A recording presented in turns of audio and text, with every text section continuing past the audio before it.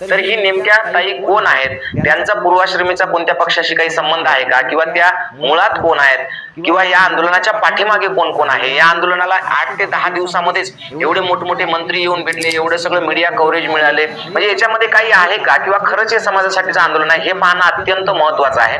आणि म्हणून आजचा व्हिडिओ खूप महत्वाचा आहे. म्हणून हा व्हिडिओ पाहण्याच्या पूर्वी सुरुवातीला तुम्हाला मी एक छोटीशी क्लिप दाखवणार आहे, ती क्लिप पहिली पाहून घ्या.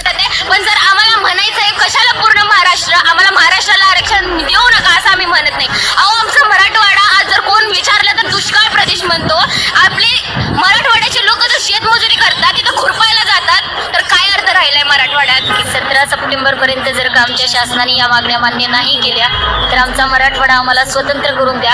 आज मराठवाड्याची परिस्थिती आंदोलनं मोर्चे करून रेड झोन मध्ये आमचा मराठवाडा नेऊन ठेवलाय. जर का 17 सप्टेंबर मराठवाडा मुक्ती संग्राम दिनापर्यंत आमच्या मागण्या मान्य नाही झाल्या तर येणाऱ्या 18 सप्टेंबरला मी या ठिकाणी माझा